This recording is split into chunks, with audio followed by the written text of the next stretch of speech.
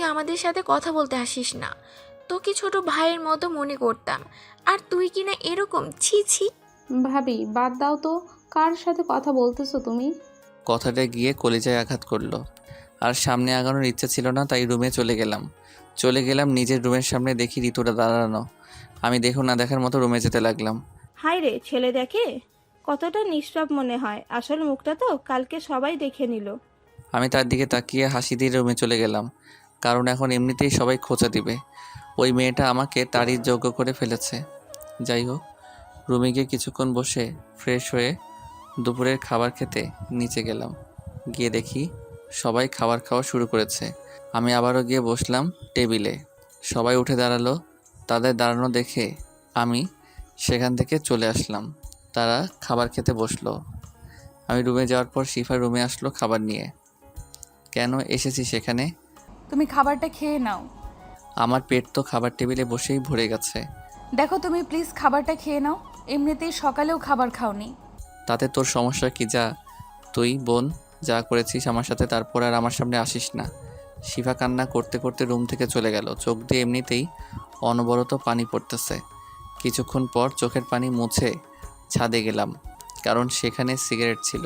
সিগারেটের প্যাকেট হাতে নিয়ে একটা সিগারেট জ্বালালাম। টানা 4টা সিগারেট খেলাম। দুপুরের রোদ্রে ছাদে ভালো লাগছিল না, তাই প্যাকেট নিয়ে রুমে গেলাম। রুমে গিয়ে সিগারেট টানতে টানতে চোখ লাল হয়ে গেল, শরীরও ক্লান্ত হয়ে গেছে। বিছানায় গা এলিয়ে দিতেই ঘুমের রাজ্যে পাড়ি দিলাম। সন্ধ্যার দিকে ঘুম ভাঙলো ফোনের কল আসার শব্দে। ফোনের দিকে না তাকিয়ে ফোন রিসিভ করলাম। হ্যালো লিমন, কোথায় তুই? আমি তো বাসায়। কেন?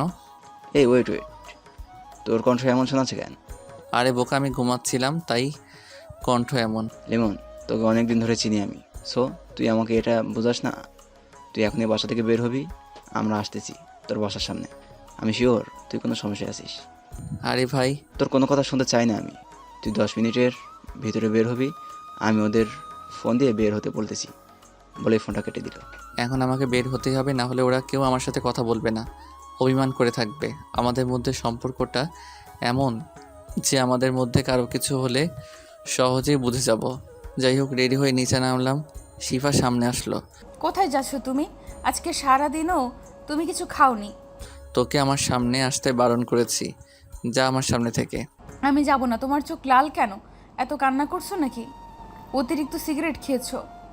এটা আমার একান্ত ব্যক্তিগত ব্যাপার। আমাকে বলবে না তো কাকে বলবে তুমি? এটা তোকে বলবো কেন? আমার যাকে ইচ্ছে তাকে বলবো। সাইড দে সামনে থেকে, বলেই ওকে হাত দিয়ে সরিয়ে বাইরে বের হলাম। বাইরে বের হতেই দেখি সব কয়টা দাঁড়িয়ে আছে। আমি ওদের কাছে যেতেই ওরা সবাই আমার দিকে তাকিয়ে থাকলো। কেউ কোনো কথা বলছে না। সবাই গিয়ে বাইকে বসলো। এবার পার্থর কথা বলল, আয় তাড়াতাড়ি বাইকে বস। আমি বাইকে উঠে পড়লাম, কারণ আমি জানি এখন প্রশ্ন করলে ওরা উত্তর না দিয়ে আমার উপর হামলা শুরু করবে। বাইক গিয়ে থামলো একটা রেস্টুরেন্টের সামনে। এখানে আসলি কেন? কোনো কথা না বলে বাইক থেকে নেমে ভিতরে চল। কিন্তু আবার কিসের কিন্তু? ভিতরে যেতে বলছে, ভিতরে যা। আমি চুপচাপ হাঁটা ধরলাম, তর্ক করলাম না। এরা যে পরিমাণ ক্ষেপে আছে, কখন আবার উত্তম মধ্যম দেয়। ওরা ভিতরে প্রবেশ করে আমার জন্য খাবার অর্ডার করলো। আমার একার জন্য খাবার অর্ডার করলি কেন? তোরা খাবি না? কথা না বলে চুপচাপ খা। তুই দুপুরে কিছুই খাসনি, তাই না? কি হলো, চুপ কেন? নিশ্চয়ই দুপুরে খাবার খেতে যাওয়ার সময় অপমান করেছে। ভাই, তোকে বললাম না দুপুরে খাবার খেয়ে যেতে? শুনলি না আমার কথা? আরে ভাই থাম তোরা, ওকে খেতে দে আগে। লিমন, আগে খাবারটা খেয়ে নে। পেটে ক্ষুধা ছিল, খাবারটা খেয়ে নিলাম। তারপর রেস্টুরেন্ট থেকে বের হলাম। বিল ওরাই একজন দিল, আমি দিতে চেয়েছিলাম, দিতে দেয়নি। লিমন, এখন কয়দিন এরকম অত্যাচার সহ্য করবি? ভাই আমি দেখি কয়দিন, তবে 1 সপ্তাহের মধ্যে শিফাকে বিয়ে করতে হবে। আমার বাবা যেহেতু কসম দিয়েছে, তার কিছু হোক আমি চাই না। তাও ঠিক, তোর মাথায় কোনো চিন্তা ভাবনা আছে এখন? না, এখনো ভাবিনি, আগে দেখি কয়েকদিন, তারপর যা মনে হবে তাই করব। রুদ্র একটা বিরিয়ানির প্যাকেট হাতে এনে দিল। শোন, রাতেও কিছু হতে পারে, তোর ক্ষুধা লাগতে পারে, খেয়ে নিবি। আর তোর চোখ লাল কেন ভাই? নিশ্চয়ই কেঁদেছিস আর সিগারেট খেয়েছিস বেশি। ভাই তুই এরকম করছিস কেন? তুই যে পরিমাণ শক্ত হয়েছিস, তোকে দেখে আমরা অনুপ্রেরণা পেয়েছি। এটা তোর দ্বারা মানায় না, তোকে আবারও শক্ত হতে হবে। ভাই এটা তো শুধু বলছিস পরিবারের অবহেলা কেমন লাগে তা আমি বুঝি। যে ভাবিরা আমাকে ছোট ভাইয়ের মতো স্নেহ করতো তারা আমার সাথে কথা বলে না, আর ভাইয়ারা তো আমার সামনেই পড়ে না ভুলে। আর যে মা বাবা আমাকে ছাড়া খাবার খাইতো না তারা আমাকে খাবার টেবিলে দেখলে উঠে চলে যায়। ভাই মন খারাপ করিস না, তুই জীবনে অনেক গুরুত্বপূর্ণ সমস্যার সমাধান, এটাও তুই পারবি। ভাই আমার শরীরটা ক্লান্ত লাগছে, আমার বাসায় যেতে হবে। তাহলে আমরা আর বাইরে থেকে কি করব? চল লিমনকে ওর বাসার সামনে নামিয়ে দিয়ে আমরা বাসায় চলে যাই। সেটাই ভালো হবে, চল। তারপর বাইকে করে ওরা আমাকে আমার বাসার সামনে গিয়ে নামিয়ে দিয়ে চলে গেল। আমি বাসার ভিতরে গেলাম, কাউকে না দেখে সোজা রুমে চলে গেলাম। বিরিয়ানির প্যাকেটটা ভালোভাবে রেখে বিছানায় হেলান দিয়ে ফোন টিপতে লাগলাম। রাতেও ঠিক আগের মতো ব্যবহার করলো সবাই। সিগারেট খেলাম রাত 12টা পর্যন্ত সেদিন। তারপর বিরিয়ানি খেয়ে ঘুমিয়ে পড়লাম। ঘুমাতে পারছি না, শুধু অনবরত কষ্ট হচ্ছে। আমি বিদেশে থেকে এতদিন কষ্ট পেলাম, এখানে এসেও শান্তি পেলাম। লাইফটা হেল করে দিল। এভাবে কেটে গেল 6 দিন। এখনও কেউ আমার সাথে কথা বলে না, শুধু শিফা ছাড়া। প্রতিনিয়ত খাবার খাওয়ার সময় অপমানিত হতে হয়েছে। ওই অপমান আর অবহেলা আমাকে খুবলে খুবলে কষ্ট দিয়েছে।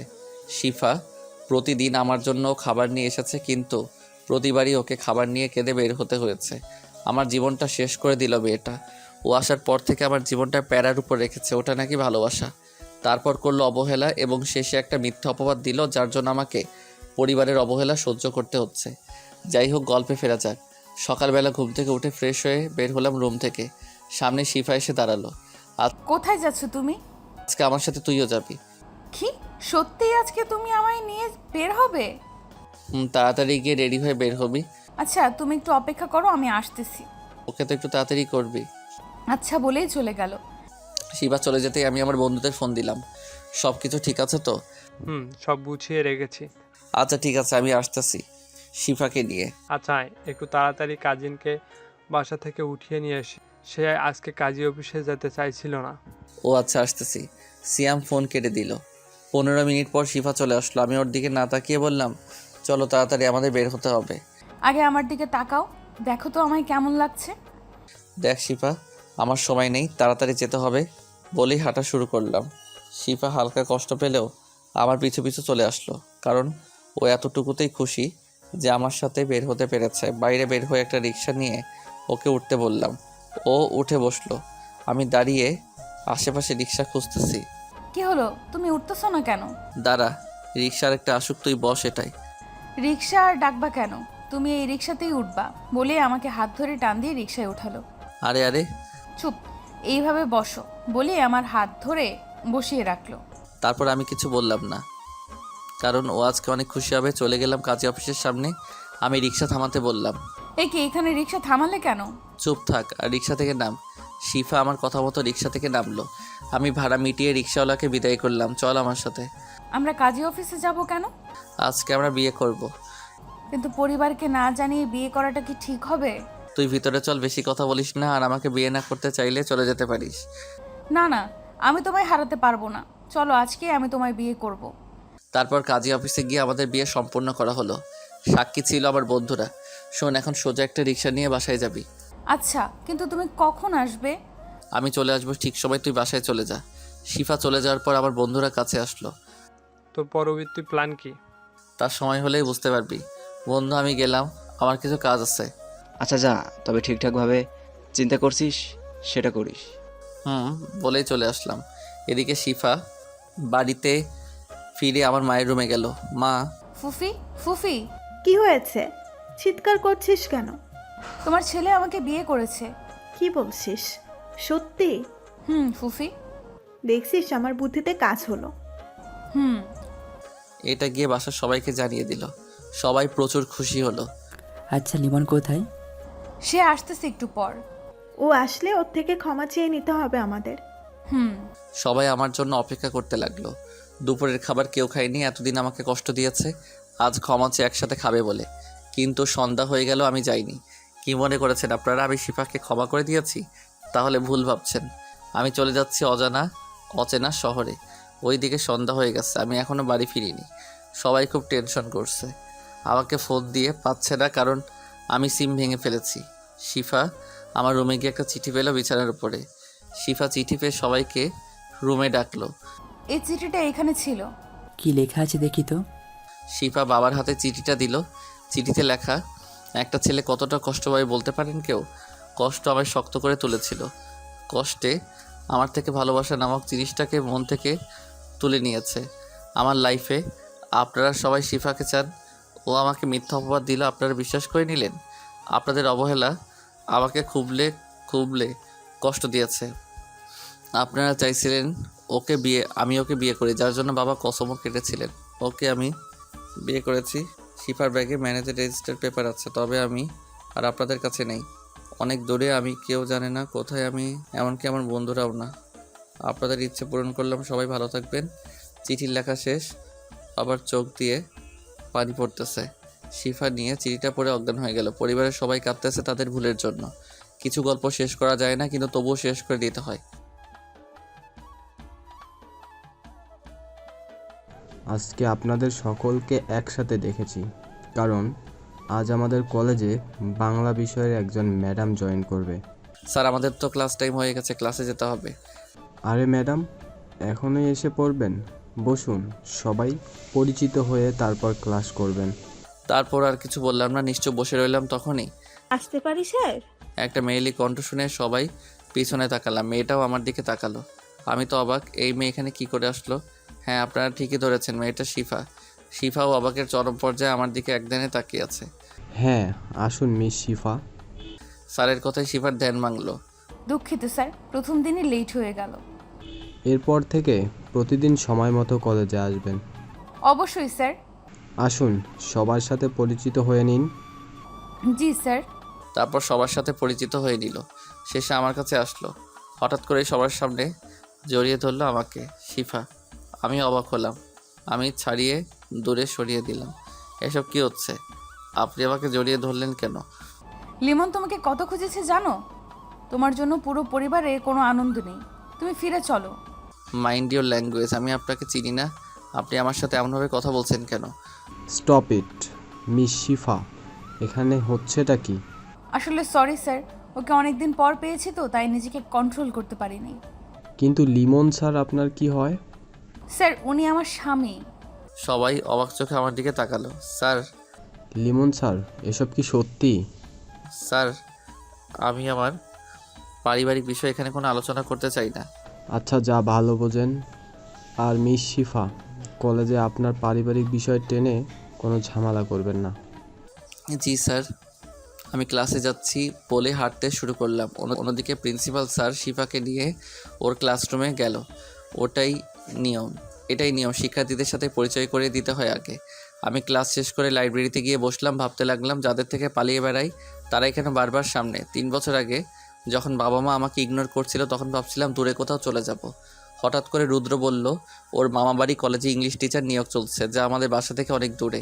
তো আমি সেখানে অ্যাপ্লাই করলাম। ভালো রেজাল্টও বিদেশি ভার্সিটি রেস্টুরেন্ট চাকরিটা হয়ে গেল। তারপর বাবার কসম কাটার জন্য শিফাকে বিয়ে করে তারপর চলে আসলাম দূর অজানায়। শুধু বন্ধুরা জানতো আমার কথা। ওরা মাঝে মাঝে এসে আমার সাথে আড্ডা দিয়ে যায়। তো এখানে নতুন এসে রুদ্র আমাকে একটা বাসা ভাড়া নিয়ে দেয়। আমি প্রথমে এই পরিবেশে চলতে একটু হিমশিম খাচ্ছিলাম, কিন্তু আস্তে আস্তে মানিয়ে নিলাম। স্বস্তি পেয়েছিলাম তখন। দিনে ব্যস্ততার জন্য কাউকে মনে না পড়লেও রাতে ঠিকই মনে পড়তো। নিজেকে সামলাতে কষ্ট হতো। তারপর ক্লাস করা শুরু করলাম। কলেজের শিক্ষার্থীদের আপন করে নিয়েছিলাম। কেটে গেল এভাবে 3টা বছর। একলা থাকতে শিখে গেছি। এখন তেমন কাউকে মনে পড়তো না। কিন্তু হঠাৎ শিফা এসে পড়লো। তারপরে কি হলো সব তো বুঝলেনি। আমি মাথায় হাত দিয়ে এসে ভাবছিলাম, তখনই শিফা রবে আসলো। কি হলো, তোমার শরীর খারাপ নাকি? তুই কি আমাকে শান্তিতে থাকতে দিবি না? তোমার শান্তি আমার মাঝেই নিহিত। আমার সামনে এরকম ন্যাকামি করবি না। তুমি এমন কেন করছো আমাকে? আরো কষ্ট দিবা তুমি? আমার জীবনটা নষ্ট করে তোর তাতেও হয় না। আমি ভুল করেছি, অনেক কষ্টও দিয়েছো। প্লিজ আর আমাকে ছেড়ে যেও না। ওর কথা শুনে আমি জোরে হেসে দিলাম। হাসতেছো কেন তুমি? তুই এখান থেকে যা, না হলে আমার মাথা গরম হলে খবর আছে কিন্তু। আর তোমাকে ছাড়ছি না। এবার যেতে চাইলে আমাকে মেরে ফেলো। আমি ওর কথা শুনে লাইব্রেরি থেকে বেরিয়ে আসলাম। মেয়েটা আমাকে একটু শান্তি দিবে না। একটা চায়ের দোকানে গিয়ে চা নিলাম, সাথে একটি সিগারেট ধরাতেই শিফা আমার সামনে চলে আসলো। এসব ছাইপাশ খাওয়া বাদ দাও। শরীরের কি অবস্থা করেছো দেখেছো? আমার শরীর নিয়ে তোর ভাবতে হবে না, আমি ভালোই আছি আমার মতো। তুমি যাই করো, এবার আর আমাকে একটু ক্ষমা করে দাও। তোর সমস্যাটা কি? আমাকে একা থাকতে দে। বললেই হলো নাকি? আমি তোমাকে ছাড়বো না। আমি সিগারেট শেষ করে বিলটা দিলাম। ওখান থেকে কলেজে প্রবেশ করে ক্লাসের সামনে গিয়ে দাঁড়ালাম। ক্লাস শেষ হওয়ার পর রুমে প্রবেশ করলাম।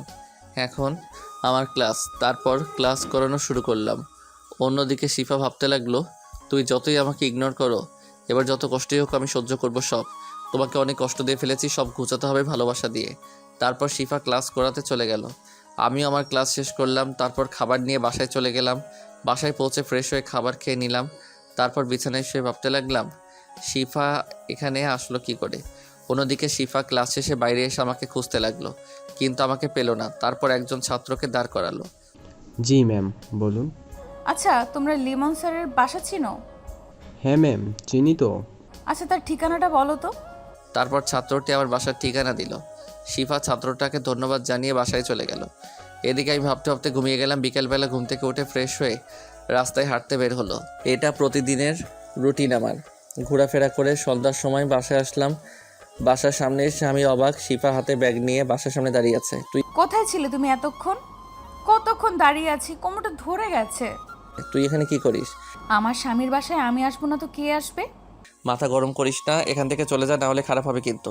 কি খারাপ করবা তুমি? তোমার বাসায় থাকার অধিকার আছে আমার। তুই যাবি নাকি? না হলে কিন্তু মাইর খাবি। আমার ব্যাগে আমাদের বিয়ের কাগজ আছে, বেশি করলে কিন্তু লোকজন ডাকবো। তখনই আমাদের বাড়িওয়ালা আঙ্কেল আসলো। কি হলো লিমন, তোমার বউকে নিয়ে ভিতরে যাচ্ছ না কেন? আসলে আঙ্কেল আরে বাবা, মেয়েটা অনেকক্ষণ দাঁড়িয়ে আছে তোমার জন্য, তাড়াতাড়ি বাসায় নিয়ে যাও। কিছু বলতে পারলাম না, কারণ ঝামেলা করলে মান সম্মানের ভয় আছে, তাই বাধ্য হয়ে দরজা খুলে দিলাম। শিফা আমার আগেই বাসায় প্রবেশ করলো। আঙ্কেল চলে গেল তার কাজে, আমিও বাসার ভিতরে প্রবেশ করলাম। বাসাটাতে কি বানিয়ে রেখেছো? তুই এসব বাদ দে, আসলে তুই চাষটা কি বলতো? আমার বাসা ঠিকানা কিভাবে জানলি? বাসাটাকে কি বানিয়ে রেখেছো? আরে এত প্রশ্ন করো না তো, আমাকে বাসাটা গোছাতে দাও। একেবারে নোংরা করে রেখেছো। তোর বাসা গোছাতে হবে না, চুপচাপ এখান থেকে চলে যা। আমার কথা শুনেও সে না শোনার ভান করে কাজ করতে লাগলো। তোকে কি বলছি শুনতে পাসনি? আরে তোমাকে রাখলে খুব কিউট লাগে। আমার কিন্তু প্রচুর মাথা গরম হচ্ছে। চুপচাপ রুমে গিয়ে বিশ্রাম নাও, বেশি ডাকাডাকি করলে তোমারই সমস্যা।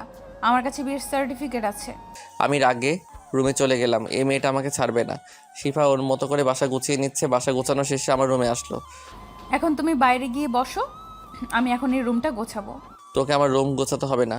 বাসায় থাকবি ভালো কথা, কিন্তু তুই অন্য রুমে থাকবি। আমি তোমার এই কথাটা শুনতে পারলাম না। মানে কি বলতে চাইছিস তুই? তুমি যদি পাতালে থাকো আমি সেখানে থাকবো, তুমি আকাশে গেলে আমি আকাশেও যাব। এবার আমার প্রচুর রাগ উঠে গেল। আমি ওর হাত দুটো দেয়ালের সাথে চেপে ধরলাম জোরে। ব্যথায় মুখ বেঁকে নিচ্ছে, তবু শব্দ করছে না। আমি ওর অবস্থা দেখে হাত ছেড়ে দিলাম। আমার সামনে কোনো রকম ন্যাকামি করবি না, না হলে এর চেয়েও খারাপ অবস্থা হবে। শিফা আমার রাগ দেখে ভয় পেয়ে গেল, তাই চুপ করে দাঁড়িয়ে রইল। আমি বিছানায় বসলাম, মাথাটা খারাপ হয়ে যাবে আমার। এখনও দাঁড়িয়ে আছিস কেন? এখনও যা, ওই রুমে যা। আমি এখন এই রুম গুছাবো, তুমি রুমের বাইরে যাও। তোর কি মায়ের কেউ হয়নি? আল্লাহ কি মনে করেছো তুমি আমি তোমাকে ভয় পেয়েছি?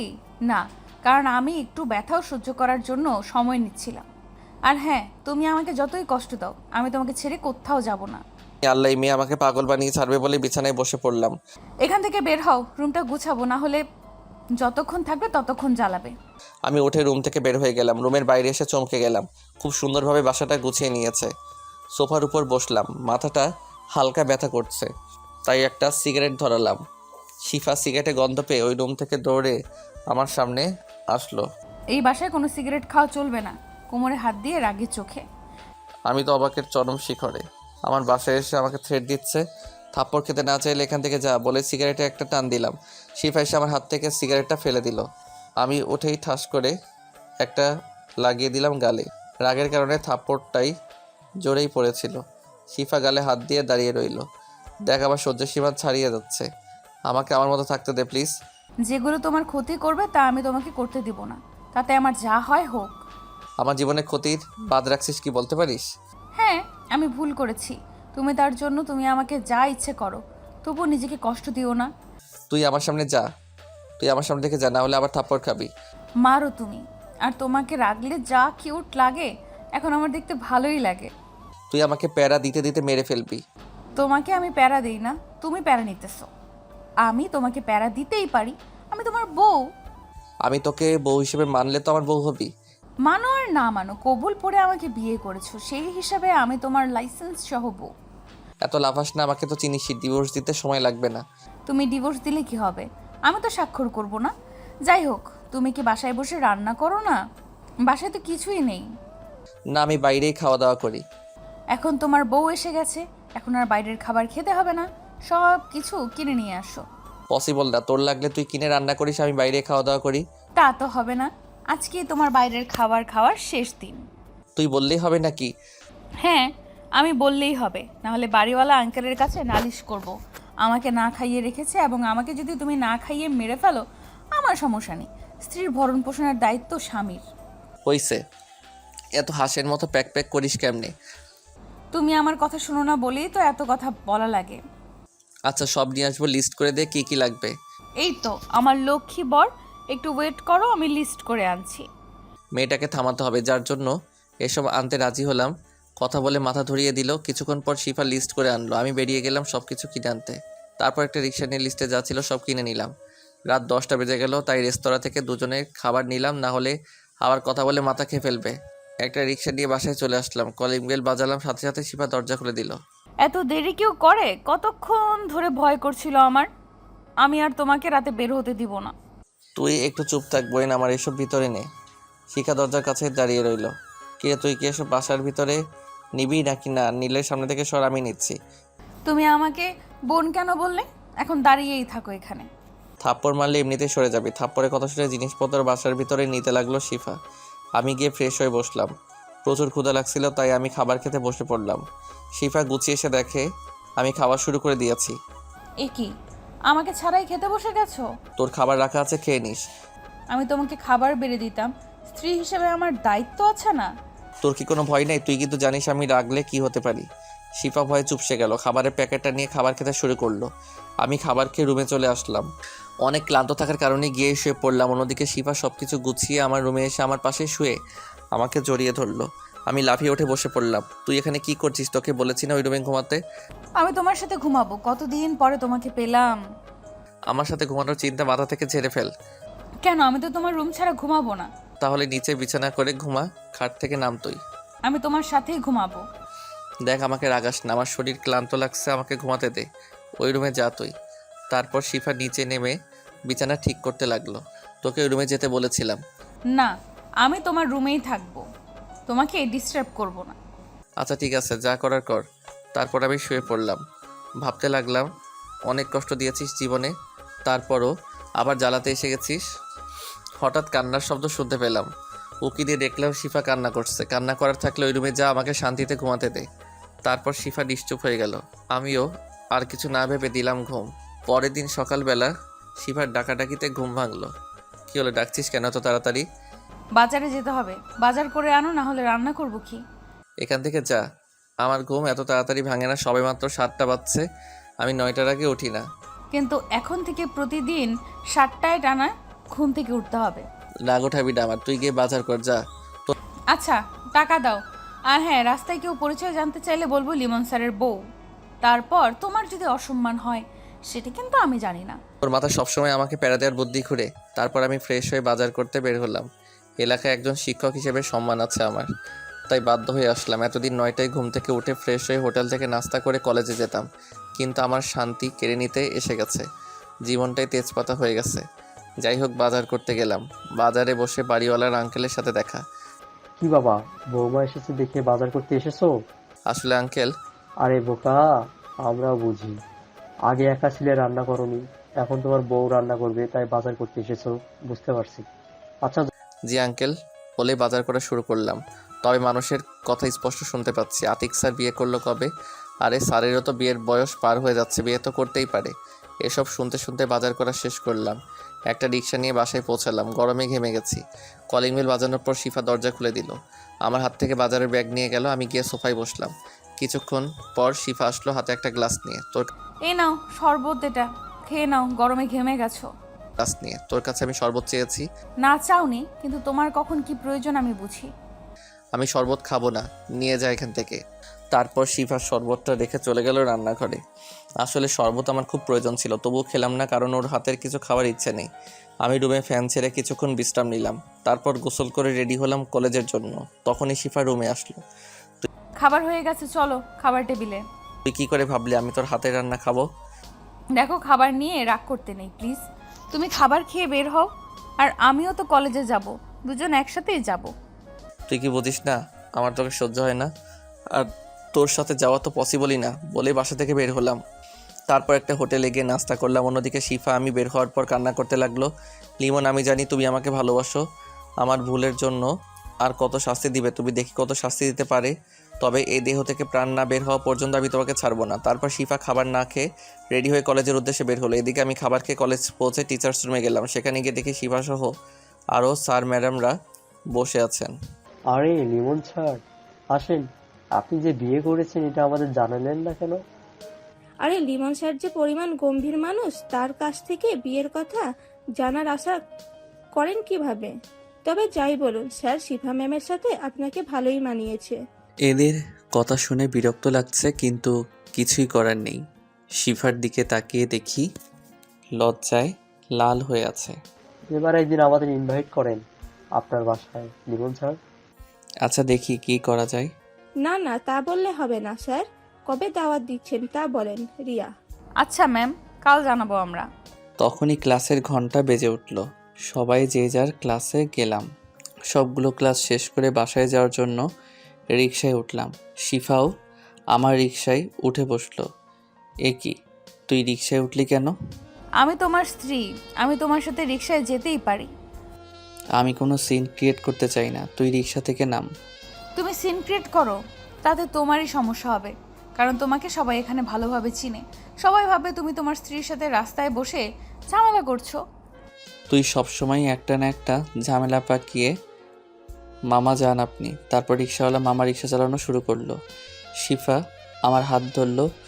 ওই রিকশায় উঠছিস ভালো কথা, আমাকে স্পর্শ করবি না। তুমি বললেই হবে না, বাসায় বসে যতই ডাকাডাকি করো না কেন, বাইরে তুমি আমায় কিছুই করতে পারবে না। শিফা হাত ধরে রইল। আমি হাত ছাড়াতে চাইলে জোরে ধরে রাখে। কিছুক্ষণের মধ্যেই বাসায় পৌঁছে গেলাম। ভাড়া দিয়ে বাসায় প্রবেশ করলাম, কিন্তু আমি বাসায় পৌঁছে অবাক হয়ে গেলাম, কারণ আমার বাসায় আমার পুরো পরিবার বসে আছে, মামা মামি সহ। আমি নিশ্চুপ হয়ে দাঁড়িয়ে রইলাম। বাবা মায়ের কন্ডিশন তেমন একটা ভালো না, অনেক শুকিয়ে গেছে। ভাইয়ারা আমার মুখের দিকে তাকিয়ে আছে, যেন এই মুখটা দেখার জন্য কত সাধনা করেছো। কেমন আছিস বাবা? কিরে, কথা বলবি না আমাদের সাথে? আপনারা এখানে কেন? এটা কি ধরনের ব্যবহার তোমার? জানো তোমার জন্য ফুফা ফুফি কত টেনশন করেছে? খাওয়া দাওয়া ঠিকমতো না করতে করতে শরীরে কি হাল করেছে। হ্যাঁ বাবা, আমরা তোর সাথে অন্যায় করে ফেলেছি অনেক।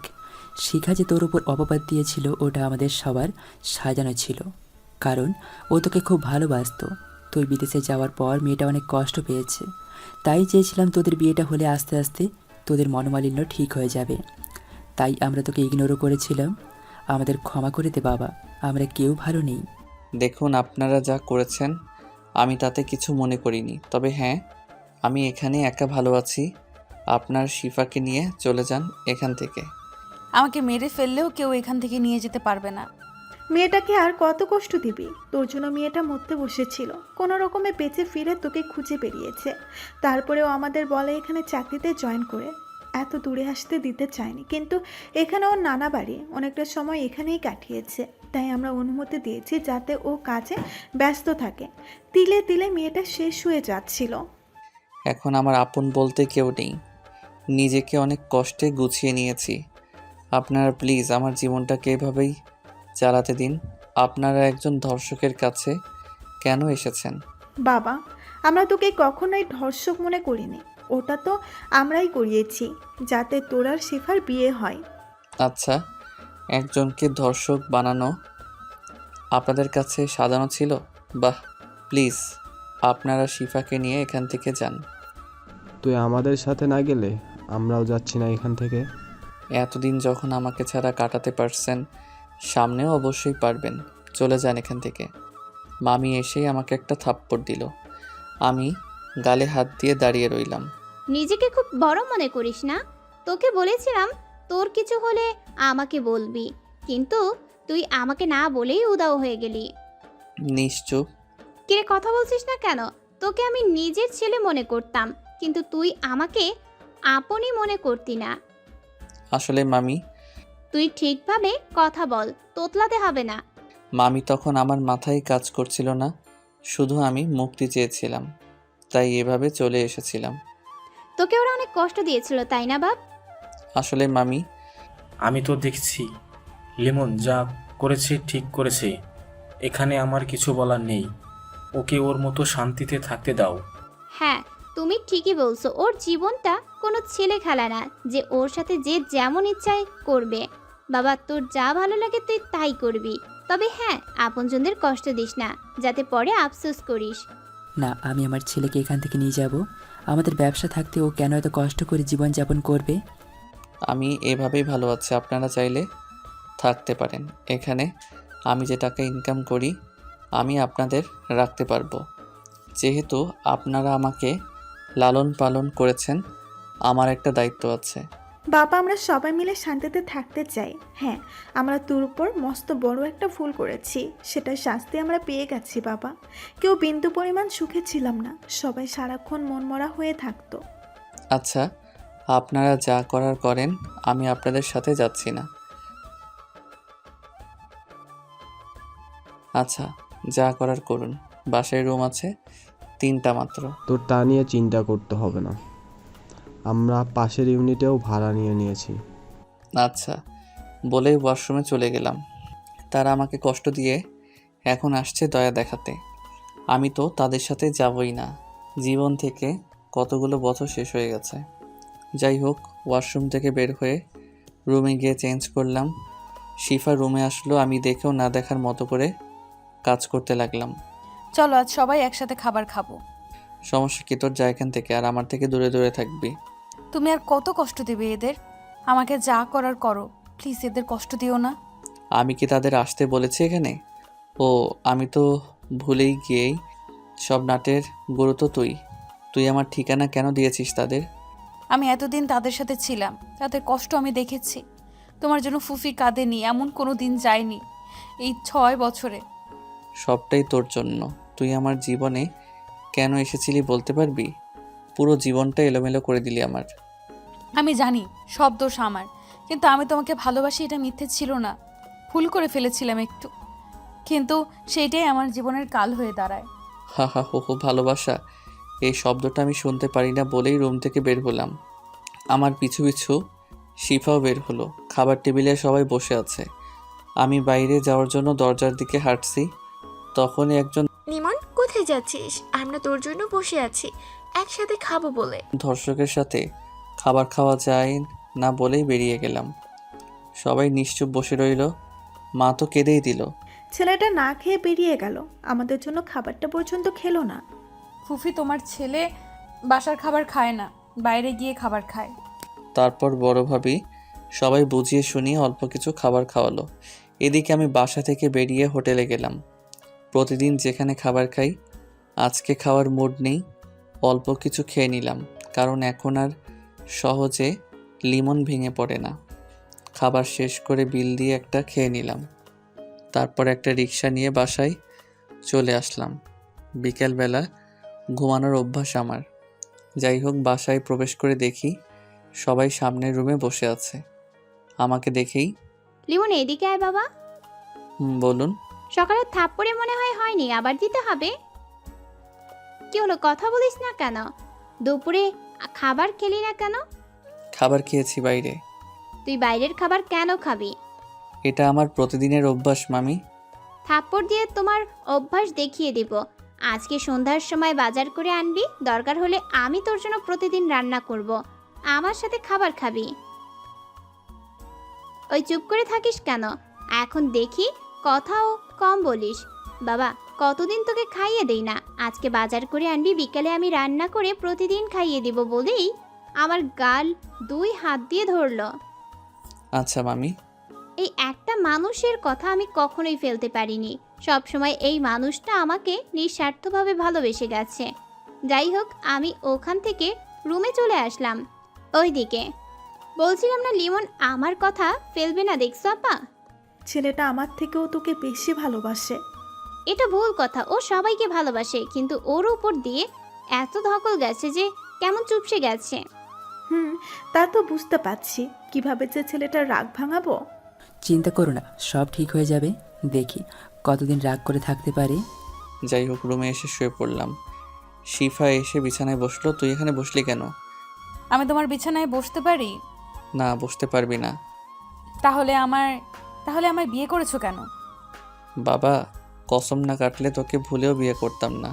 তো ফুফাকে এত ভালোবাসো, তাহলে এখন কষ্ট দিচ্ছ কেন? নিশ্চুপ হয়ে গেলাম। কি হলো, কথা বলছো না কেন? তুই এখান থেকে যা।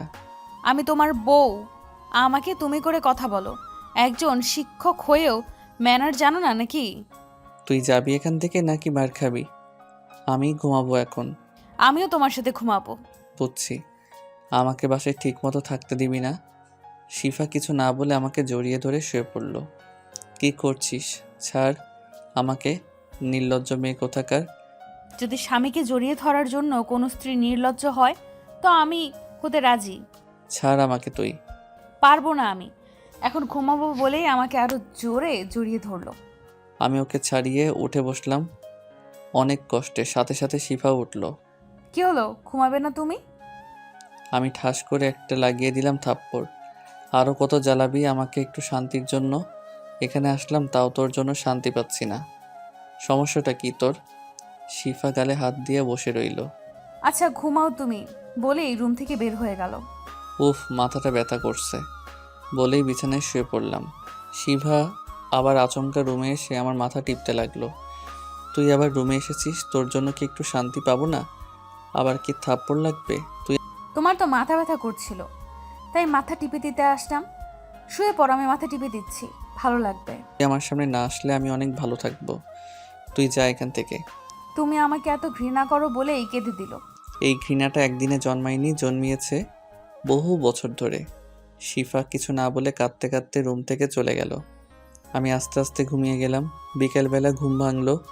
উঠে ফ্রেশ হয়ে রুম থেকে বের হলাম। দেখি সবাই বসে গল্প করে। আমি কিছু না বের হওয়ার জন্য দরজার দিকে যেতে লাগলাম। কি রে লিমন, কোথায় যাচ্ছিস?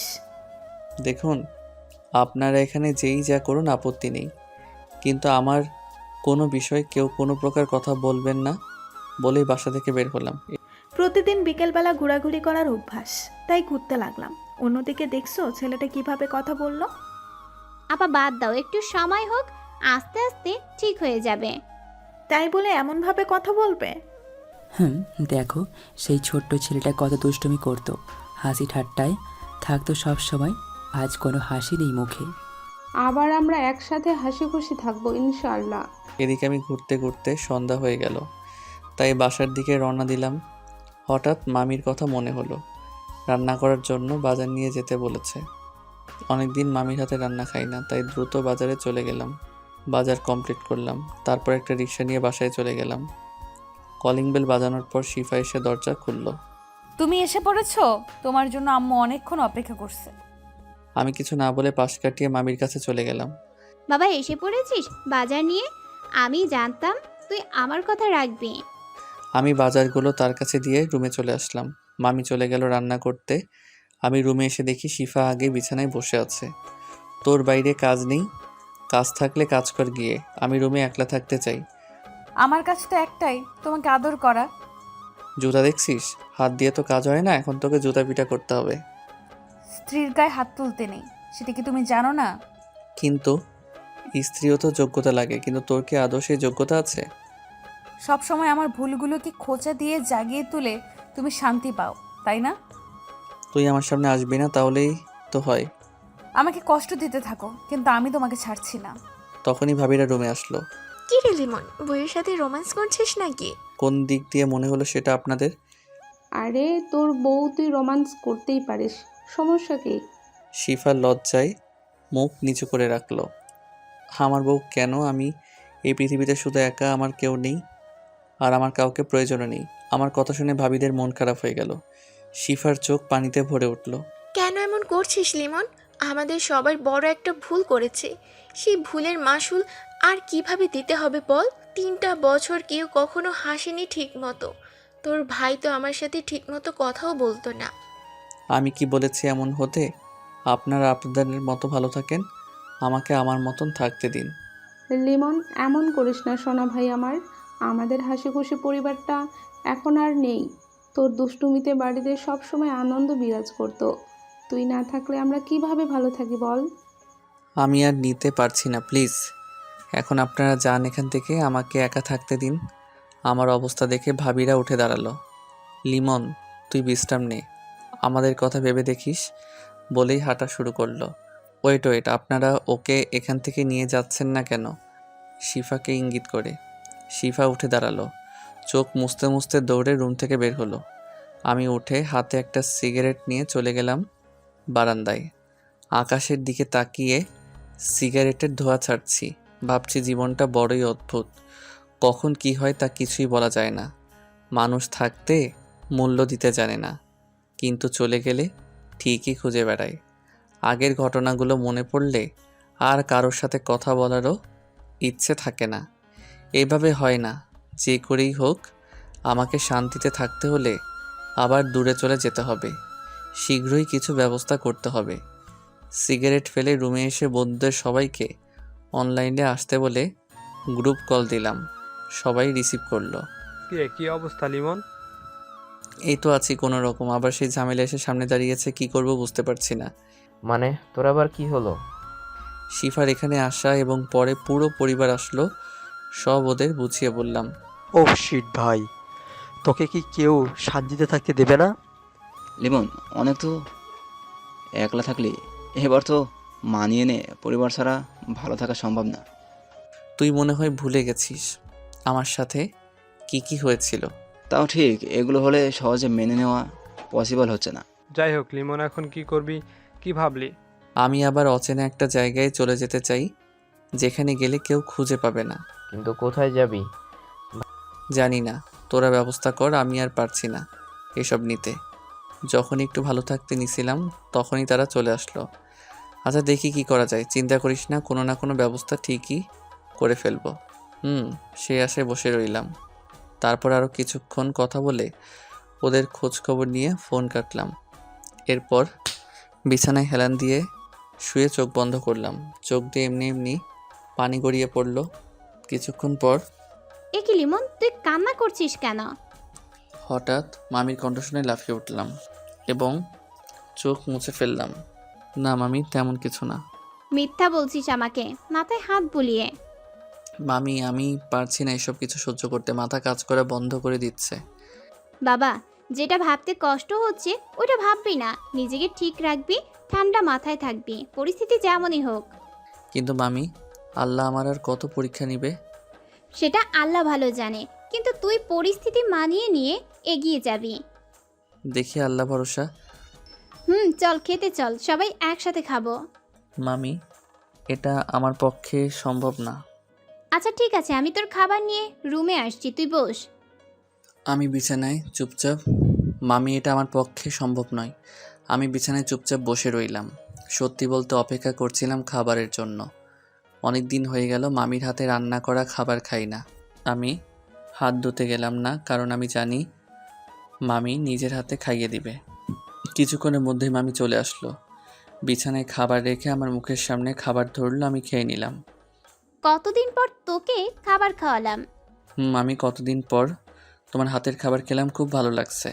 বাবা, তোর সাথে কেন এমন হলো বলতো? কত সুন্দর আমরা সবাই একসাথে ছিলাম, তুই কত দুষ্টুমি করতিস, সব কিছুই আমাকে সামলে নিতে হতো।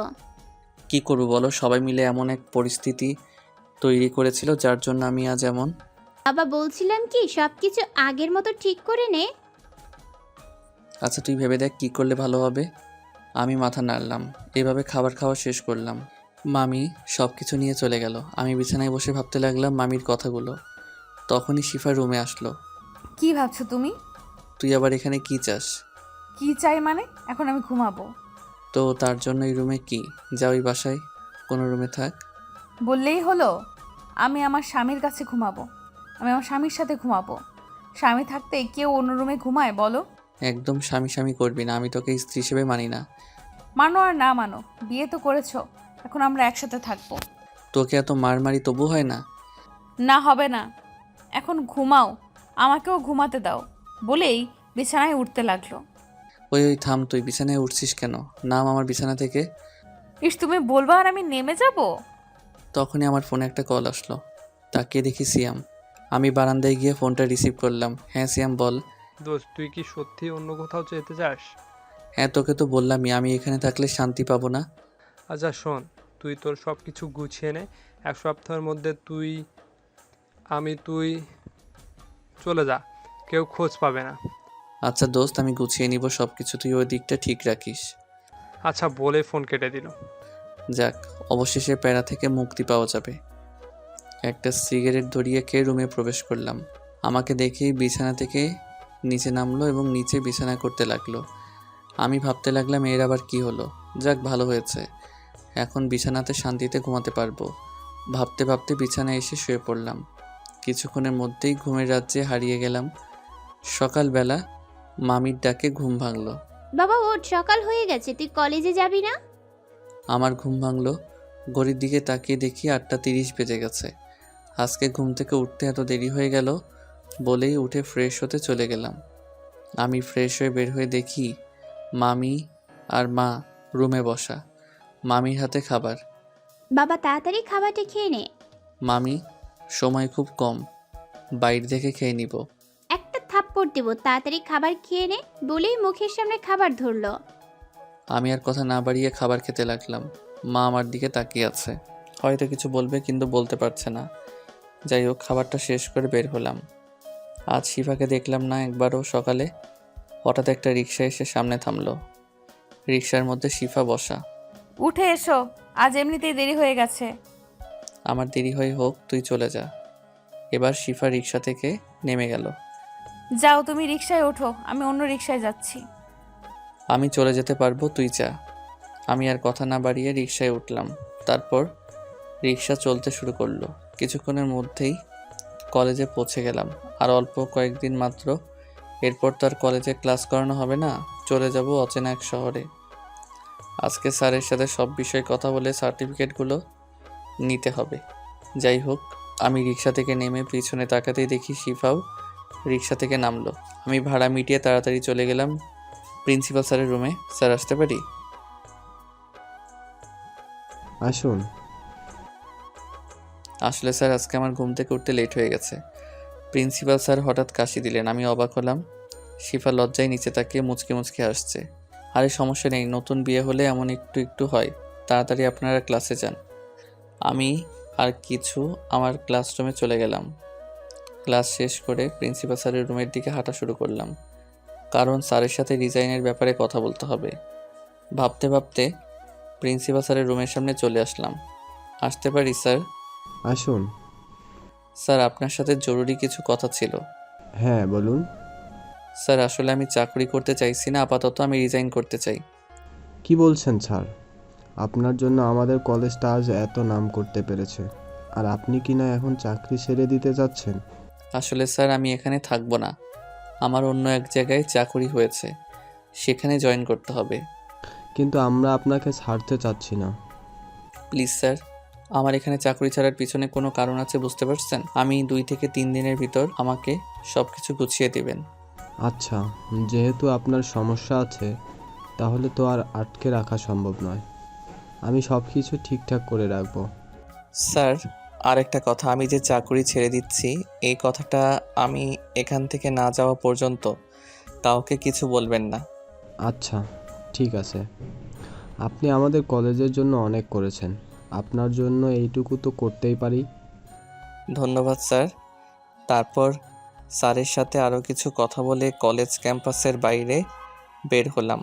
একটা চায়ের দোকান থেকে 1 কাপ চা আর সিগারেট ধরিয়ে খেতে থাকলাম। আর কয়েকটা দিন মাত্র এই শহরে, আর হয়তো আসা হবে না এখানে। এই শহরটা আমাকে খুব সযত্নে আপন করে নিয়েছিল। পুরো 3টা বছর এখানে ছিলাম। সবাই কত ভালোভাবে আপন করে নিয়েছিল আমায়। কিন্তু সময় হয়ে গেছে এখান থেকে চলে যাওয়ারও। যাই হোক, চা ও সিগারেট শেষ করে কলেজে প্রবেশ করলাম, কারণ আমার এখনও একটা ক্লাস বাকি আছে। কিছুক্ষণের মধ্যেই ঘন্টা বাজলো। আমি চলে গেলাম ক্লাসরুমে। খুব ভালোভাবে ক্লাস শেষ করলাম। নিজেকে এমনভাবে ব্যস্ত রাখার চেষ্টা করেছি যাতে কষ্টগুলো মনে না পড়ে। যাই হোক, বের হয়ে প্রিন্সিপাল স্যারের রুমে গেলাম। তারপর স্যারের কাছ থেকে বিদায় নিলাম, সাথে শিফাও নিল। আমি বের হয়ে গেলাম কলেজ ক্যাম্পাসের বাইরে। শিফাও এসে আমার পাশে দাঁড়ালো ছাতা নিয়ে। বাইরে রোদ ছিল প্রচুর, তাই শিফা আমার মাথার উপর ছাতা ধরল। আমি ওর থেকে দূরে গিয়ে দাঁড়ালাম। কেন এমন করছো? তোমার মাথায় রোদ লাগছে তো, এমনিতেই তোমার কাল মাথা ব্যথা ছিল। আমার সব কিছু আমি নিজেই ভালো বুঝি। আমার কথা শুনে নীরবের চোখে পানি মুছল। যাই হোক, এরপর আমি আর শিফা দুজনে আলাদা আলাদা রিকশায় করে বাসায় গেলাম। বাসায় যেতেই মামি খাবার খাওয়ালো। শিফা বারবার মাপ চাইতে আসে। এভাবে কেটে গেল 4 দিন। প্রিন্সিপাল স্যার আমার কাগজ সব গুছিয়ে দিয়েছে, বাড়িওয়ালার ভাড়া মিটিয়ে দিয়েছি, তাদের বলে দিয়েছে আমি আর বাসায় থাকবো না। 4 দিন পর সকালবেলা সিয়ামের ফোনে ঘুম ভাঙলো। হ্যাঁ বল সিয়াম। তুই কয়টায় রওনা দিবি? এই তো 11টার বাসে। এখন 9টা বেজে গেছে আর তুই এখনো ঘুমাচ্ছিস? কি 9টা বেজে গেছে? আসলে কালকে সব কিছু ভেবে ঘুমিয়েছি তো, তাই ঘুমাতে লেট হয়েছিল রাতে। বুঝতে পারছি। এখন তাড়াতাড়ি রেডি হয়ে নে। হুম। আর শোন, এখনো ভেবে দেখ একটু পরিবার ছাড়া আর কতদিন দূরে থাকবি। আমি ফোন কেটে দিলাম। আমার এই কথাটা শুনতে ভালো লাগে না। যাই হোক, ফ্রেশ হয়ে রেডি হলাম বের হওয়ার জন্য। ব্যাগ কাল রাতে বাসা থেকে বাইরে রেখেছিলাম একজনের কাছে, ওখান থেকে ওইটা নিয়ে বাস ধরতে হবে। যাই হোক, প্রতিদিনের মতো মামি খাবার খাইয়ে দিতে লাগলো। আজ চোখ দিয়ে পানি পড়ছে এমনি এমনি। কিরে, কাঁদছিস কেন? না কিছু না মামি, এমনিতেই বলেই নিজেকে সামলে নিলাম। তারপর খাবার খাওয়া কমপ্লিট করলাম। আর শিফাকে দেখছি বারবার আমার দিকে তাকাচ্ছে শুধু। আমি বাবা মাকে লুকিয়ে এক নজর দেখে নিলাম, ভাবিদেরও দেখে নিলাম। ভাইয়ারা আমাদের নিজেদের বাসায়, তাই দেখা হয়নি। মামাও নিজের বাসায় গেছে, কাল জরুরি মিটিং আছে, তাই তাদের সাথে দেখা হলো না। বাসা থেকে বেরিয়ে চলে গেলাম ব্যাগ আনতে। ব্যাগ নিতেই বেজে গেল 10টা 20। তারপর সেখান থেকে একটা রিক্সা নিয়ে বাস স্টেশন চলে গেলাম। পৌঁছাতে 10টা 50 বেজে গেছে। রিক্সা ভাড়া মিটিয়ে যেই গাড়িতে উঠতে যাব তখনই পিছন থেকে আমার হাত টেনে ধরলো কেউ। আমি পিছনে তাকিয়ে দেখি শিফা আমার হাত টেনে ধরে আছে। তুই হাত ধরছিস কেন? ছাড়। তুমি কি মনে করেছো তুমি কাউকে না জানিয়ে চলে যাবে, কেউ টের পাবে না? কাল রাতে যখন ব্যাগ বাইরে বের করেছিলে তখনই তোমার সন্দেহ হয়েছিল। তারপর যখন মায়ের হাতের খাবার খেয়ে কান্না করছিলে তখন তো আমার কাছে ক্লিয়ার হয়ে গেছিল তুমি কিছু একটা করবে। না হলে যে মানুষটা এত কষ্ট পাওয়ার পরেও কাঁদেনি, সে আজ কেন কাঁদবে? আমাদের অপরাধটা কি এতটাই গুরুতর ছিল যে তুই আমাদের এই শাস্তি তুই সারা জীবন দিবি? এবার সম্পূর্ণ পিছনে তাকিয়ে দেখি আমার পরিবারের সবাই দাঁড়ানো আছে। মা এসে আমাকে টেনে নিয়ে একটা সাইডে এনে দাঁড় করালো। বাবা, তুই যাস না আমাদের ছেড়ে। অনেক কষ্টে তোকে খুঁজে পেয়েছি। বাবা, আমাদের আর কষ্ট দিস না। আমি আর সহ্য করতে পারছি না। আমি তোমাকে আর কখনো জ্বালাতন করব না। তুমি যেমন থাকতে চাইবে তেমনই থাকতে পারবে। তবুও প্লিজ আর চলে যেও না কোথাও। বাবা, তুই কি চাস না আমি এই শেষ বয়সে একটু শান্তি পাই? বাবা, আমাদের ভুলটা আমরা বুঝেছি, এতদিন হাড়ে হাড়ে টের পেয়েছি। তুই আমাদের ক্ষমা করে দে বাপ। আমি তোর কাছে হাত জোড় করছি, আমাদের ছেড়ে যাস না। আমরা সবাই একসাথে থাকতে চাই। আমি কি বলবো বুঝতে পারছি না, চোখের কোণে পানি টলমল করছে। আমি বাবাকে জড়িয়ে ধরলাম। বাবা এইভাবে বলো না, আমি যাব না কোথাও। তোমরা আমার জন্য কষ্ট পেয়ে থাকলে আমাকে ক্ষমা করে দাও। সত্যি বাবা, তুই আমাদের ছেড়ে কোথাও যাবি না? না বাবা, আজ থেকে আমি তোমাদের সাথেই থাকবো। আগের লিমনের মতো সব কথাই শুনবো। বাবা, অনেকদিন পর আজকে একটু শান্তি পেলাম। মায়ের দিকে তাকিয়ে দেখি কান্না করছে। এ কি মা, কান্না করছো কেন? আমি আর যাব না, সত্যি বলছি মা বলেই চোখের পানি মুছে দিলাম। বাবা, এটা কষ্টের কান্না না, খুশিতে চোখের পানি বের হয়ে গেছে। আর কখনো কাঁদবে না। এখন চলো, ওকে আমি বাসায় গিয়ে দেখতেছি। অনেক বড় হয়ে গেছে, তাই না? আমি মুচকি হাসি দিলাম, কারণ জানি মামির রাগ ভাঙানো আমার কাছে কঠিন কিছু না। তারপর সবাই বাসার দিকে রওনা দিলাম। রিক্সা চড়তে গিয়ে পড়লাম গিয়ে আরেক ঝামেলায়। একটা রিক্সায় আছে কিন্তু আমি আর শিফা দাঁড়ানো। পরিবারকে ক্ষমা করলেও শিফাকে ক্ষমা করব না। আজ আমার জীবনে যা খারাপ হয়েছে সব ওর জন্য। কি হলো, তোরা রিক্সায় উঠছিস না কেন? আর তো রিক্সা দেখছি না, আরেকটা রিক্সা লাগবে। আমার সাথে তো ব্যাগ আছে। আমাদের এখানে একটা ব্যাগ দে, আর একটা ব্যাগ নিয়ে তোরা ওই রিক্সায় ওঠ। আরে না, তোমাদের যেতে কষ্ট হবে। চুপচাপ এখানে একটা ব্যাগ দিয়ে ওই রিক্সায় তোরা দুজন উঠে পড়। মায়ের কথা শুনে মায়ের ওই রিক্সায় একটা ব্যাগ দিয়ে আরেকটা ব্যাগ নিয়ে আমি রিক্সায় উঠে পড়লাম। শিফা উঠে আমার পাশে বসলো। আমি ওর দিকে তাকালাম না। রিক্সা চলতে শুরু করলো গন্তব্যে। কিছুক্ষণের মধ্যেই আমরা পৌঁছে গেলাম। বাসায় প্রবেশ করে যেই ব্যাগ রাখলাম তখনই মামি এসে আমার কান ধরলো। আহ মামি ছাড়ো, ব্যথা পাচ্ছি।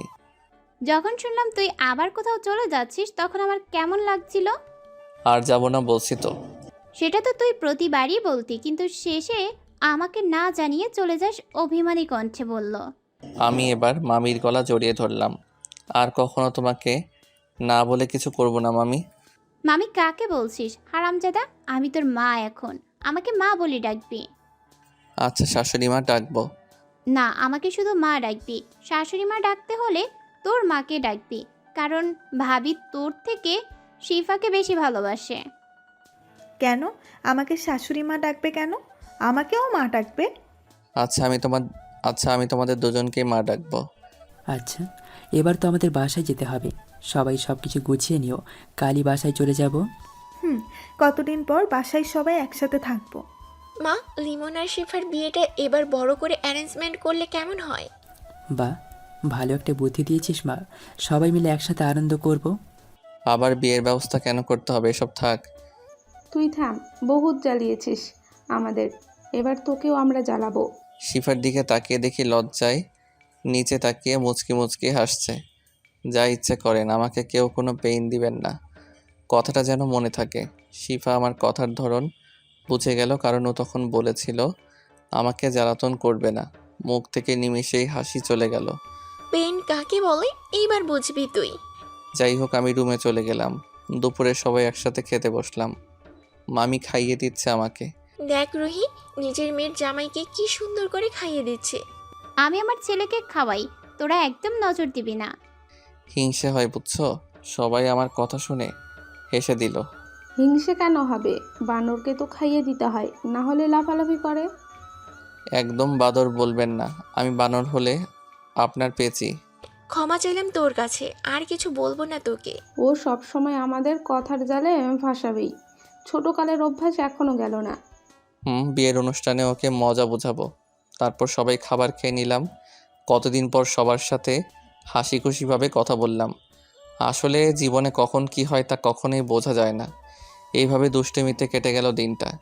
রাতের খাবার খেয়ে রুমে আসলাম। একটু পর শিফা রুমে আসলো। তুই এখানে? আবারও বললি না আমাকে জ্বালাতন করবি না। আমি জ্বালাতন না করলেও তুমি কখনোই যাবে না তো আমাদের ছেড়ে? হুম। তবে আমি কখনো তোমাকে জ্বালাতন করব না, কিন্তু আমাকে একটা বাবু এনে দিতে হবে। থাপ্পড় খেতে ইচ্ছে করে তাই না? স্ত্রীর গায়ে হাত তুললে পাপ হয়, জানো না? পাপ হলে আমার হবে, তোর কি? স্বামীকে পাপ থেকে বিরত রাখা স্ত্রীর দায়িত্ব ও কর্তব্য। তোর বক্তৃতা শেষ হলে এখন রুম থেকে বের হ। আজকে আমি তোমার সাথে ঘুমাবো, বেশি কথা বললে তোমাকেও ঘুমাতে দিব না। জানি তো কুকুরের লেজ কখনো সোজা হয় না, তুই কেমনে পাল্টাবি? আমি কুকুর হলে তুমি আমার স্বামী, তুমি কি হবে? থাপ্পড় দিয়ে গালের সব দাঁত ফেলে দিব। যা নিচে বিছানা করে ঘুমা। আচ্ছা ঘুমাচ্ছি, বিয়ের আগে এই কয়দিন, বিয়ের পর তোমাকে মজা বোঝাচ্ছি। আচ্ছা তখন দেখা যাবে, এখন নিচে নেমে ঘুমা। শিফা উঠে দাঁড়িয়ে আমার গালে একটা কিস করে দৌড় দিয়ে ওয়াশরুমে ঢুকে। আমি গিয়ে ওয়াশরুমের দরজা বাইরে থেকে আটকে দিলাম। আমাকে জ্বালাতন করার শখ না, এখন বাথরুমে ঘুমা। আর জীবনেও তোমাকে জ্বালাতন করব না। এবার দরজাটা খুলো। কখনো শুনেছিস কুকুরের লেজ সোজা হয়েছে? তোকে আমি ভুল করে বিশ্বাস করি না। প্লিজ দরজাটা খোলো, অন্ধকারে ভয় লাগছে খুব। তাতে আমার কি, তুই এখানেই থাক, আমি ঘুমাতে গেলাম বলেই বিছানায় এসে শুয়ে পড়লাম। ওই পাশে শিফা শুধু দরজা ধাক্কাচ্ছে। এর ভেতরে কি দয়া মায়া নেই নাকি? 10টা না 5টা না, আমি ওর একমাত্র বউ। আমি বিছানায় বসে সব শুনছি। তোর জন্য আমার কখনো দয়া মায়া হবে না। তখনই দরজায় নক পড়ল। এখন আবার কে এলো বলতে বলতে দরজা খুললাম। দরজা খুলতেই ভাবিরা আমাকে সরিয়ে ঘরের ভিতর ঢুকে গেল। আপনারা এখন এখানে কেন? কেন তোকে ডিস্টার্ব করলাম বুঝি? অবশ্যই আমি ঘুমাতে চেয়েছিলাম। চাপা মারিস না, বল শিফার সাথে কোয়ালিটি টাইম স্পেন্ড করবি।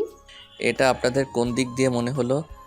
এতদিন পর সব ঠিকঠাক হলো, এটা স্বাভাবিক তাই না? ওয়েট, শিফা কোথায়? তখন শিফা ওয়াশরুমের দরজা ধাক্কা দিতে দিতে বলে, আমি ওয়াশরুমে।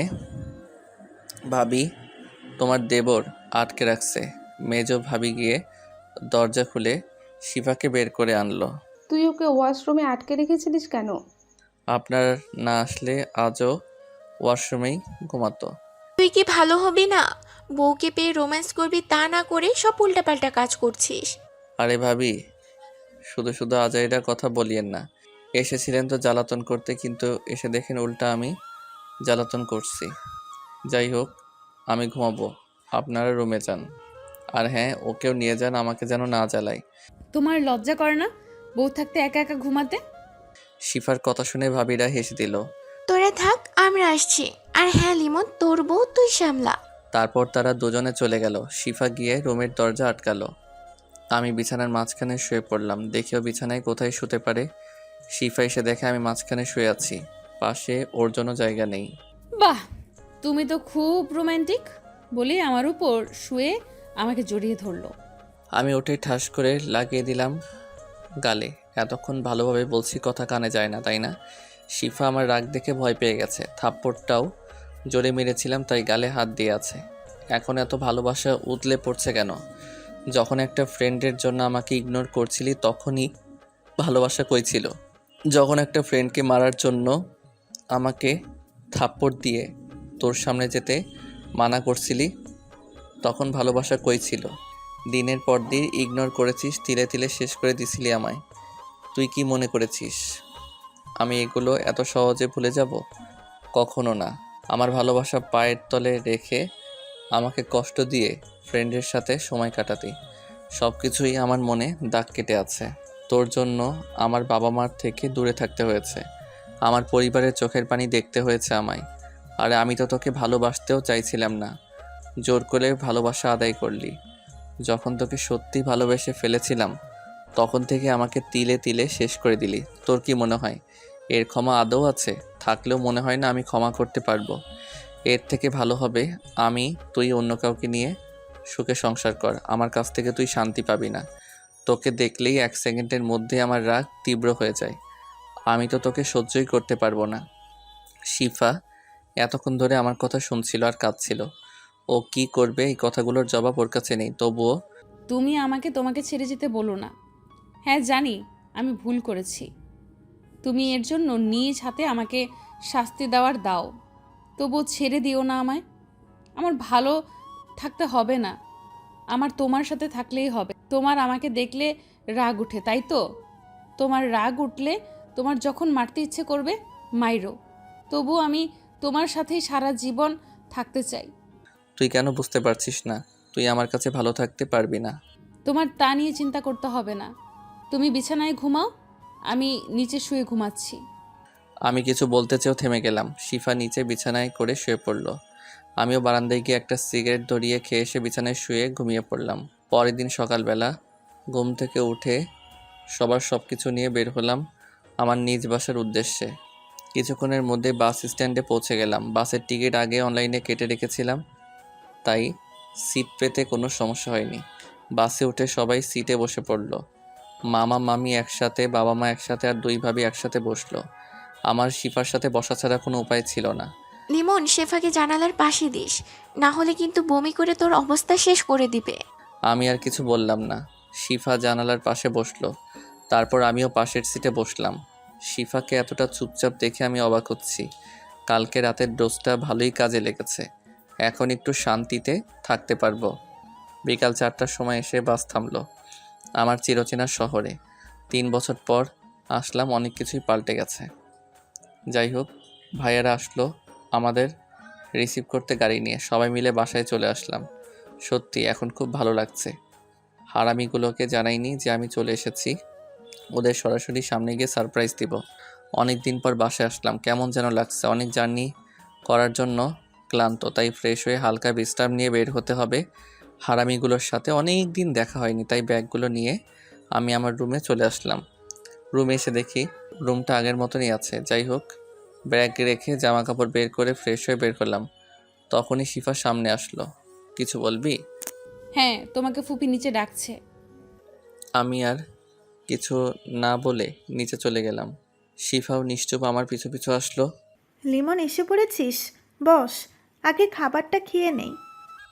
খাবার রান্না করলো কে? খাবার আমি বাইরে থেকে আনিয়েছি। ও আচ্ছা, তারপর সবাই খেতে বসলাম। হঠাৎ বাবা বড় ভাইয়া ও মেজো ভাইয়াকে উদ্দেশ্য করে বলল, আমি ভেবেছিলাম লিমন আর শিফার বিয়েটা আবার দেব ধুমধাম করে।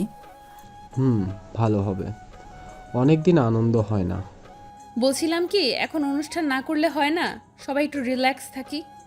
কেন মা, তোর কি কোনো সমস্যা আছে? না, আসলে এতদিন পর আপনাদের ছেলে ফিরলো, এখন একটু এনজয় করুক ইচ্ছে মতো। বিয়ে হলে তো একটু দায়িত্ব থাকবে। আরে সবাই মিলে মজা করবো আমরা। তাহলে আমি যখন কাকা হব তখন অনুষ্ঠান করব। বড় ভাই ও মেজো ভাইয়ের খাওয়া অবস্থায় কাশি উঠে গেল। বড় ভাবি ও মেজো ভাবি লজ্জায় মাথা নিচে নামিয়ে রাখছে। তোর এই খোঁচা মারা অভ্যাসটা এখনও গেল না। ভাইয়া কথা শুনে সবাই হেসে দিল। বাবা, আমাদের কোম্পানির দায়িত্ব এতদিন আমরা দুইজন সামলিয়েছি, এখন তোমার ছোট ছেলেকেও আমাদের সাথে দায়িত্ব। লিমন অনেক দিন পর বাসায় এসেছে, ওকে প্যারা দিবি না, ও ওর মতো থাকবে। এই কয়েকদিন ঘোরাফেরা করুক। তারপর সবাই খাবার খেলাম। যাক, বিয়ের অনুষ্ঠান হবে না, ভালো হয়েছে। শিফা বুঝে গেছে হয়তো আমার সাথে থাকলে ভালো হবে না। ও যখনই ডিভোর্স চাইবে আমি সাথে সাথে দিয়ে দিব। যাই হোক, রুমে গিয়ে রেডি হলাম বের হবার জন্য। শিফা শুধু শুধু পিছন পিছন ঘুরছে। মনে হচ্ছে কিছু বলবে, হয়তো এখন ডিভোর্স চাই, ও সেটা বলতে পারছে না। ওকে কথা বলার সুযোগ দেই কি করে? কিরে, কিছু বলবি? পিছনে পিছনে ঘুরছিস কেন? কিছু কথা বলার ছিল বলেই গিয়ে দরজাটা বন্ধ করলো। কি বলবি তাড়াতাড়ি বল, আমি বের হব।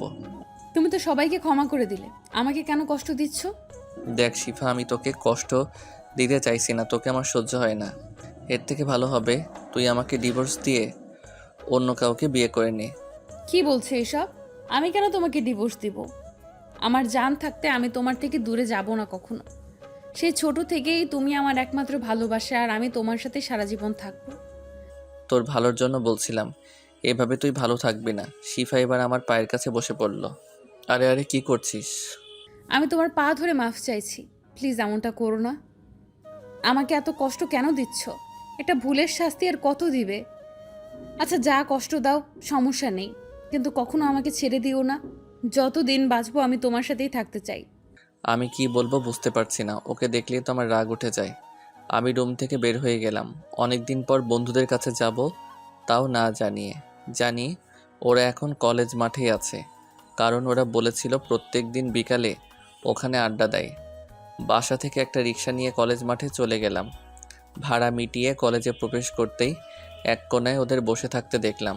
ওদের দেখে হেঁটে ওদের কাছে চলে আসলাম। সবাই আমাকে দেখে অবাক হয়ে গেল। সবার সাথে কোলাকুলি করে সিগারেট ধরিয়ে বসলাম গোল করে।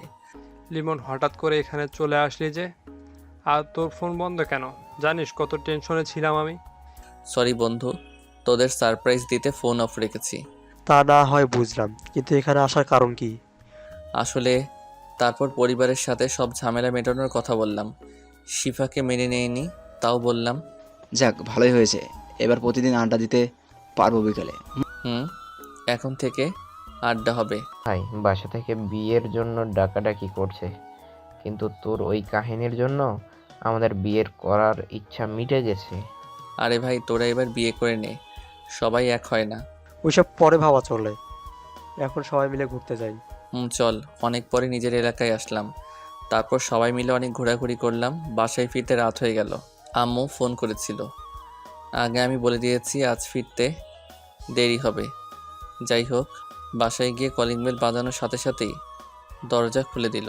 তাকিয়ে দেখি শিফা দাঁড়ানো দরজার কাছে। মনে হচ্ছে দরজার কাছে আগে থেকে দাঁড়ানো ছিল। আমি কিছু না বলে ভেতরে প্রবেশ করলাম।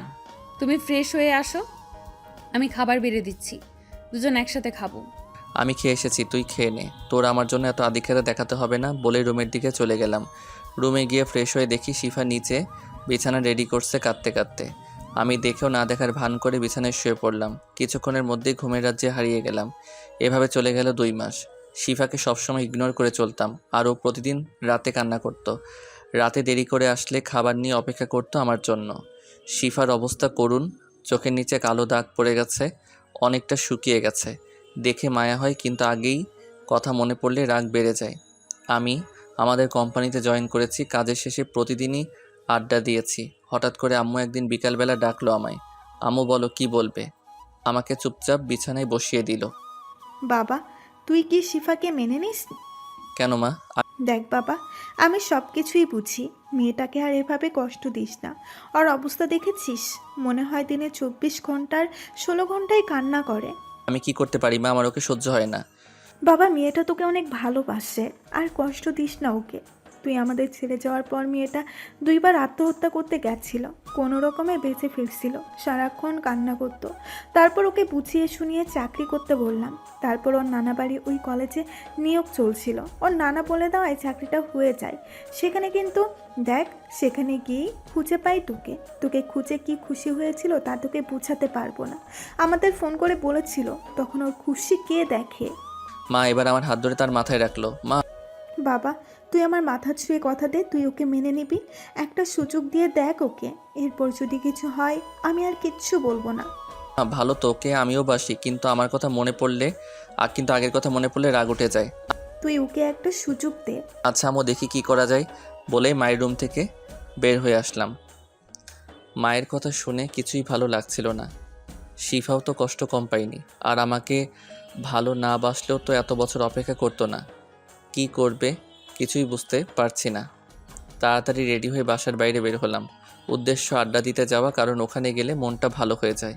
পৌঁছে দেখি শুধু সিয়াম আর রুদ্র আসছে, তাই মিলে চা খেয়ে মাঠে বসে গেলাম। কিছুক্ষণের মধ্যে আনান আর পার্থ চলে আসলো। ওরা নিজেদের মতো এটা ওটা নিয়ে কথা বলতে লাগলো, কিন্তু আমি শুধু সিগারেটটা ধরিয়ে খেয়ে যাচ্ছি। শুধু মায়ের কথা মনে পড়ছে, ওকে কি মেনে নিব? কিন্তু ওকে দেখলে যে রাগটা ওঠে, কন্ট্রোল করব কিভাবে? কিরে দেবদাস, কি ভাবছিস? বেটা মা আবার একটা ঝামেলা করে দিল। আন্টি এবার কি করলো? ভাই আজকে আসার সময় মা ডাক দিয়ে যা বললো সব বললাম। আন্টি যা বলেছে ঠিক বলেছে, অনেক হয়েছে, এবার সব কিছু মেনে নিতে হবে। লিমন, এভাবে আর কতদিন থাকবি বল? শিপা ভাবিরও ভালো থাকতে ইচ্ছে করছে, কিন্তু তুই শুধু কষ্ট দিচ্ছিস। কিন্তু দেখ, তোকে ছেড়ে যাওয়ার কথা কখনো ভাবিনি। তোরাও বলছিস? আর আমি এবার সব ঠিক করে নে আর আমাদের কাকা বানিয়ে দে। তোরা বিয়ে করে আমাকে কাকা বানা। কুত্তা, তোর জন্য এতদিন বিয়ে করিনি, কিন্তু এবার আমাদের আটকাই কে? তোর আগের আকামগুলোর প্রমাণ আমি এখনো রেখেছি। ভাই, আবার ওইসব উঠেছিস কেন? যা সবার আগে আমি তোদের কাকা বানিয়ে দিব। ভাই, তুই আগে বিয়ে তো কর। এভাবে আড্ডা দিতে দিতে মন ভালো হয়ে গেল। ঠিক করে নিয়েছি, এবার শিফাকে মেনে নিয়ে একটা সুযোগ দিব। দেখি আল্লাহ আমার ভাগ্যে কী লিখে রেখেছে। কিন্তু একটা কথা বলে রাখি, মেনে নিলে সারাক্ষণ প্যারার উপর রাখবে। যাই হোক, আড্ডা দিয়ে রাত করে বাসায় ফিরলাম। প্রতিবারের মতো আজও শিফা কলিং বেল বাজানোর সাথে সাথে দরজা খুলে দিল। আমি ভিতরে প্রবেশ করে রুমে চলে আসলাম। শিফাও আমার পিছু পিছু রুমে চলে আসলো। আজকেও খাবার খাবে না? না, আমি খেয়ে এসেছি, তুই খেয়ে নে। শিফা কিছু না বলে নিচে চলে গেল। আমি ওকে ফলো করছি, দেখি ও কী করে। দেখি সব কিছু গুছিয়ে একা একা ছাদে চলে গেল। আমিও পিছু নিলাম। ছাদে গিয়ে দেখি শিফা কান্না করছে। আমি ওর পিছনে গিয়ে কাঁধে হাত রাখলাম। সাথে সাথে শিফা ভয় পেয়ে কেঁপে উঠে আমার দিকে ফিরল। পিছনে আমাকে দেখে সাথে সাথে শিফা জড়িয়ে ধরল। তুমি কেন এমন করছো আমার সাথে? আর কত কাঁদাবে আমায়? প্লিজ এইবার আমাকে একটু ভালোবাসো। আচ্ছা ঠিক আছে। শিফা আমাকে ছেড়ে দিয়ে অবাক চোখে আমার দিকে তাকালো। তুমি ঠিক আছো?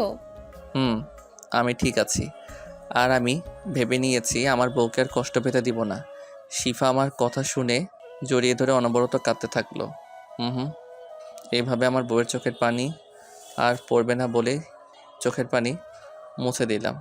আমার এখন এটা স্বপ্ন বলে মনে হচ্ছে। এটা কোনো স্বপ্ন নয়, তুই এখন থেকে হাসি খুশি থাকবি। ওই, আমাকে তুই বলছো কেন তাহলে?